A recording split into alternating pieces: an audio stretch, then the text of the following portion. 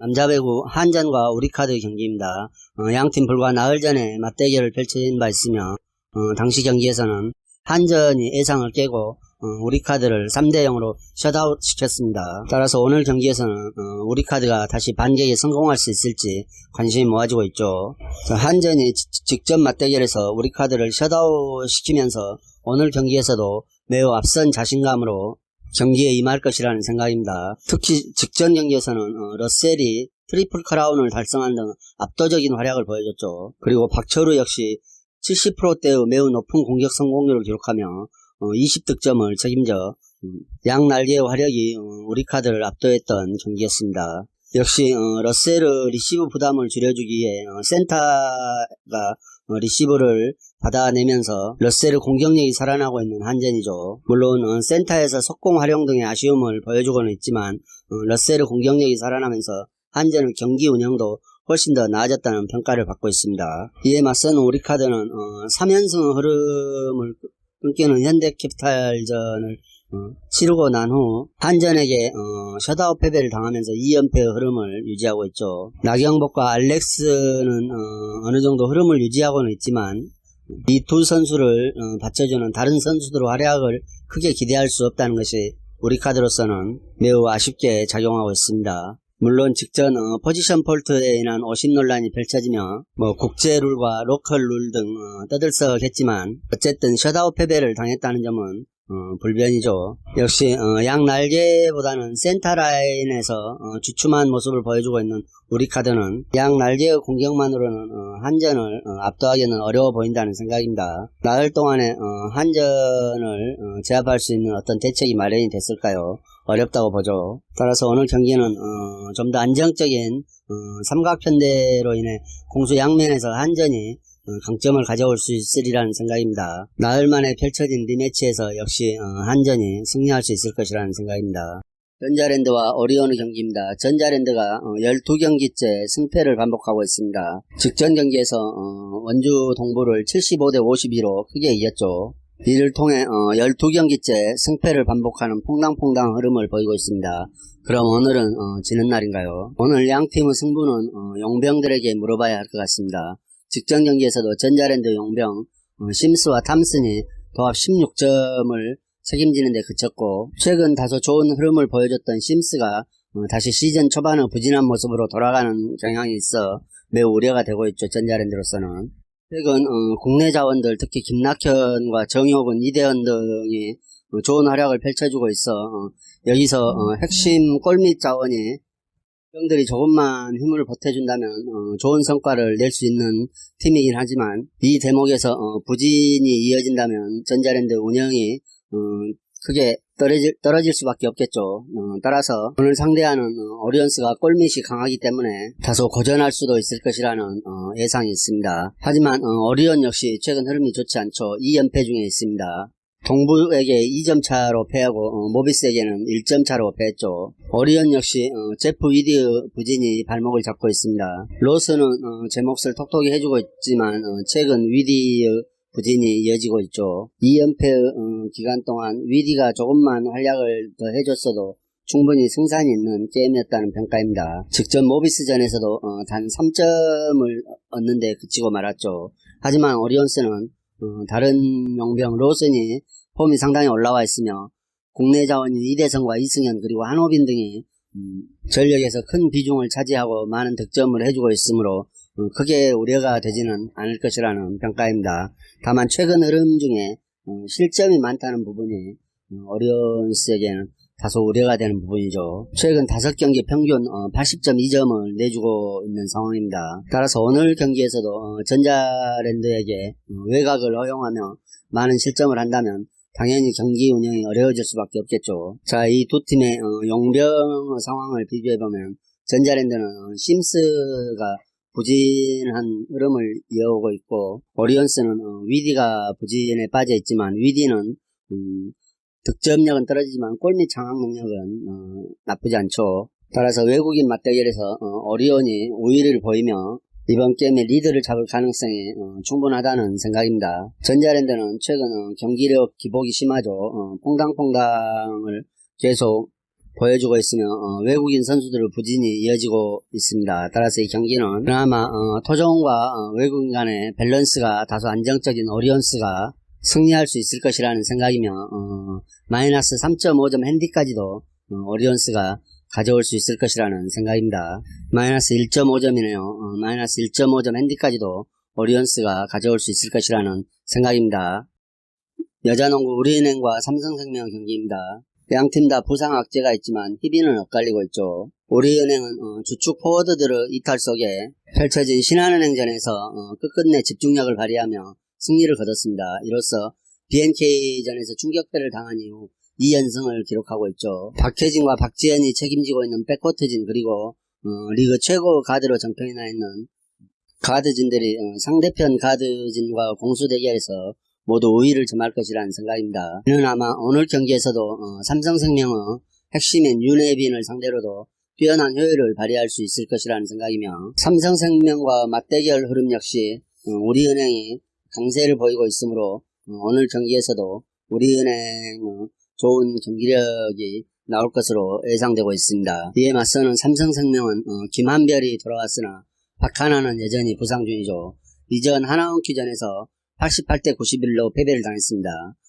상대의 파상 공세를 이겨내지 못했고 특히 외곽을 많이 허용하면서 경기를 내주고 말았죠. 특히 윤혜빈이 최근 집중 견제를 받으면서 경기력이 많이 떨어진 상태라 박하나 부재가 매우 크게 느껴지며 김한별의 컨디션 또한 100%가 아니라는 생각입니다. 삼성생명은 역시 김한별과 배혜윤에 대한 의존도가 굉장히 높기 때문에 높이 싸움에서 완벽하게 우위를 점하지 못하면 무기력하게 무너지는 모습을 많이 보여줬죠. 따라서 이번 경기는 비록 김정은과 최은실을 부상으로 우리은행이 높이에서는 뒤지고 있지만 가드진들의 활약에 힘입어 흔들리지 않고 좋은 페이스를 유지하고 있죠. 반면 삼성생명은 김한별이 돌아왔지만 아직 몸 상태가 정상이 아닌 듯 보이고 윤혜빈 역시 상대의 집중 견제를 받아서 부진의 늪을 거듭하고 있기 때문에 최근의 맞대결에서도 우위를 점하고 있는 우리은행이 오늘 경기도 승리할 것이라는 생각입니다. 이번 경기도 우리은행이 탄탄한 수비력을 바탕으로 삼성생명 화력을 억제하면서 승리를 거둘 것으로 예상이 돼 어느 정도 끈끈한 경기가 유지될 것이라는 생각이며 마이너스 5.5점 핸디는 다소 무리가 있어 보인다는 생각입니다. 따라서 이 경기는 우리은행의 일반 승만을 추천드리며 핸디는 삼성생명이 가져올 수도 있을 것이라는 생각입니다.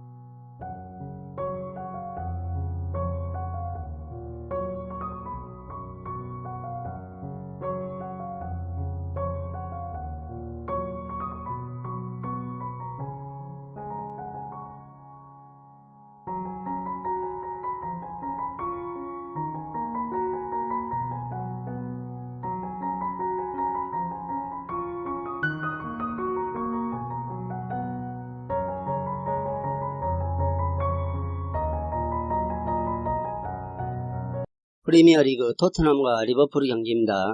오늘 경기에서 토트넘이 리버풀을 제압할 수 있을지 관심이 모아지고 있죠. 최근 2년간 리버풀에게 승리가 없는 토트넘은 선두권 추격의 발판을 마련하기 위해서라도 반드시 오늘 경기는 승리해야 하는 경기입니다.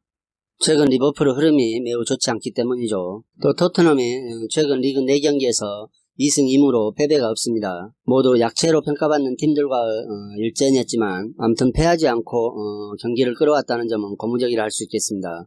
손흥민은 잠시 주춤하고 있지만 케인의 컨디션은 여전히 상승세에 있어 오늘 경기에서도 최선 두어 위력이 발휘될 수 있을 것이라는 생각입니다. 은돔벨레의 지원을 받은 케인과 손흥민 듀오가 득점포를 가동해 줄 것으로 예상이 되고 있죠. 이에 맞서는 리버풀은 최대 위기에 봉착해 있습니다. 최근 공식 7경기에서 승이 1승뿐이 없죠. U23 선수들을 내보낸 아스톤 빌라를 FA컵에서 꺾은 것 외에는 승이 없습니다. 그리고 리그 4경기에서 득점을 기록하고 있지 못한 점은 보는 이들을 매우 당혹스럽게 만들고 있죠. 최근 리그 5경기에서 1득점만을 기록하고 있습니다. 결국 믿을 구석은 마네와 피르미누 그리고 살라로 이어지는 마누라 라인이지만 이 라인이 절정기처럼 수준 있는 경기력을 보여주지 못하고 있어 매우 아쉬움이 크다고 할 수 있겠습니다. 그리고 이번 경기에서는 리버풀 주장 핸더슨이 근육 부상으로 인해 출전이 불투명한 상황이죠. 따라서 수비 측면에서 다소 아쉬움이 있는 경기력이 나올 수도 있을 것이라는 생각입니다. 이 경기 오늘 토트넘이 거는 기대가 상당하겠지만 역시 예상을 하기에는 어렵죠. 다만 최근 리버풀이 득점을 기대하기 어렵고 강팀을 상대로는 공격보다는 수비에 치중하는 모습을 보이고 안정적인 수비력을 구축하는데 신경을 많이 쓰고 있는 분위기입니다. 토트넘이 케인과 손흥민 공격 두오를 앞세워 많은 공격을 통해 득점을 얻을 수도 있겠지만 이 경기는 우선적으로 2.5점 기준점 언더를 선택하는 것이 가장 좋은 선택이라는 생각입니다. 최근 리버풀의 득점력이 거의 제로에 가까운 상태고 토트넘 역시 손흥민이 주춤하고 있다는 것을 염두에 뒀을 때 3골은 나오지 않을 것이라는 생각입니다. 따라서 이 경기 2.5점 기준점 언더를 선택해 보겠습니다. 레드비지 스파르타와 트벤테의 경기입니다. 네덜란드가 최근 소요 사태로 어수선하죠. 분위기가 어제 경기에서도 나름 이변이라고 하면 이변이라는 경기가 많이 발생했죠. 따라서 홈팀 위주 승이 나오지 않을까 하는 생각입니다. 스파르타와 트벤테 양팀 다 최근 흐름은 별로 좋지 않죠. 스파르타는 최근 영거푸 가다론 팀을 상대했습니다. 페노르트에게 2대0으로 패하고 아인토벤에게 3대5로 패하고 위드레흐트에게도 1대0으로 패하면서 고전했죠. 오늘 경기 역시 순위에서는 다소 차이가 있지만 최근 트벤테의 흐름도 별로 좋지 않기 때문에 스파르타가 홈에서 어느 정도 반등에 성공할 수 있을지 여부가 주목되고 있습니다. 역시 스파르타 문제점은 홈에서 수비 불안이죠. 직전 3차례 홈 경기에서 모두 멀티 실점을 허용했으며 3연패를 내줬습니다. 홈에서 주전 센터백 브린스가 부상 이후 팀의 전체적인 안정성이 급격히 떨어져 보이죠. 특히 트벤테가 리그에서 5번째로 많은 득점을 기록하고 있는 팀이라 스파르타 수비 불안이 매우 약점으로 작용할 가능성이 높은 경기입니다. 하지만 트벤테 역시 하락세가 이어지고 있죠. 직전 경기에서도 V펜노에게 0대1의 패배를 당했습니다. 하위권 V펜노의 약진이 돋보이죠. 어제 경기에서도 비테세를 잡아내며 우리 모두를 힘들게 한 부분입니다. 트벤테 역시 펜노에게 일격을 당하며 최근 3경기에서 1무 2패로 승이 없습니다. 다만 여전히 스파르타보다는 높은 순위에 위치해 있으며 원정 경기력이 홈 경기력보다 더 좋다는 게 트벤테의 강점이라 할 수 있겠습니다. 하지만 직전 맞대결에서는 스파르타에게 2대0으로 완패를 했죠. 최근 두 팀 모두 분위기가 좋지 않고 나라의 분위기도 최근 좋지 않습니다. 그리고 스파르타가 홈에서 수비적인 약점을 가지고 있으며 트벤테는 원정에서 공격 흐름에 좀 더 강점을 가지고 있죠. 따라서 이 상황으로만 봐서는 트벤테가 스파르타를 제압할 수 있을 것이라는 생각이지만 최근 부진한 흐름을 이어오고 있고 트벤테 역시 수비적으로 안정감이 떨어진 경기를 연출하고 있으며 아무래도 시국이 어지러운 만큼 스파르타가 홈에서 측면을 활용한 효과적인 공세를 통해 승기를 잡을 수도 있을 것이라는 생각입니다. 따라서 양팀 치열한 공방전이 오갈 수도 있을 것이라는 생각이며 양팀 다 수비 불안이 우려가 되고 있죠. 따라서 이 경기는 무엇보다도 2.5점 기준점 오바를 선택해 보시는 게 가장 좋은 선택이라는 생각입니다. 승패를 가늠해 보기보다는 양팀 다 최근 페이스가 좋지 않기 때문에 특히 수비적인 면에서 페이스가 좋지 않다는 생각으로 이 경기는 2.5점 기준점 오바를 선택해 보겠습니다.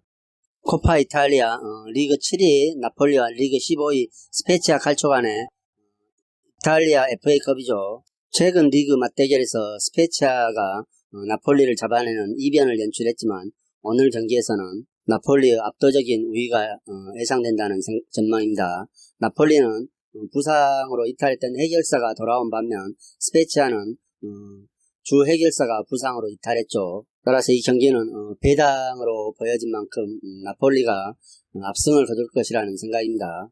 그러나 이번 시즌 나폴리의 경기력이 들쑥날쑥하고 있는 게 다소 우려가 되는 부분이 있죠. 상위권을 까다로운 팀을 상대로는 승리를 거뒀으나 오히려 베로나나 스페지아 같은 약체들에게는 패배를 당하며 이번 시즌 이해할 수 없는 행보를 이어오고 있는 나폴리입니다. 하지만 이제 부상으로 이탈했던 선수들이 대거 돌아와 안정감 있는 구성원을 유지하고 있기 때문에 반전 포인트는 충분하다는 생각입니다. 특히 장기 부상으로 이탈했던 오시멘의 복귀로 공격력에서 천군만마를 얻은 평가이며, 반대로 스페치아는 은졸라가 부상을 당해 이탈하면서 위기를 맞고 있다는 생각입니다. 나폴리의 오시멘이 돌아오면서 윙어들과 스위칭 플레이를 통해 많은 공간을 창출하고 더 많은 골 찬스를 잡을 가능성이 높아졌죠. 따라서 이번 경기에서도 훨씬 더 강화된 득점력을 기대해 볼 수 있을 것이라는 생각입니다. 또 나폴리가 물론 직전 베로나 원정에서 3점을 내주며 수비 라인이 무너지는 모습을 보여줬지만 나폴리는 올 시즌 리그에서 최소 실점 3위를 기록하고 있는 만큼 단단한 수비력을 유지하고 있는 팀이죠. 따라서 해결사가 빠진 스페지아를 상대로는 더욱더 강력한 수비 조직력으로 실점을 최소화할 수도 있을 것이라는 생각입니다. 이에 맞서는 스페지아는 은졸라가 여전히 부상으로 결장하죠. 스페지아의 독보적인 공격수라고 할 수 있겠으나 부상으로 이탈하며 그 존재감이 떨어졌죠. 따라서 꾸준한 득점포를 가동해줄 만한 선수가 없는 스페지아는 이번 경기에서 무득점에 그칠 수도 있을 것이라는 평가가 있습니다. 또 스페지아의 수비는 리그 최다 실점 공동 4위에 해당하는 기록을 보유한 만큼 허술한 부분이 많죠. 물론 시즌 맞대결에서 스페지아가 나폴리를 홈에서 원정에서 2대1로 승리를 한 바는 있으나 이번 경기에서 비록 컵대회지만 나폴리가 수모를 갚아주기 위해 최선을 다할 것이라는 생각이며 마이너스 1.0 핸디까지도 나폴리가 가져올 수 있을 것이라는 생각입니다. 나폴리의 마헨승을 추천드립니다.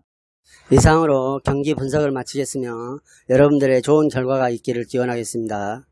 그리고 오늘의 분석이 여러분들에게 조금이나마 도움이 되셨다고 생각하면 구독과 좋아요도 꼭 부탁드립니다.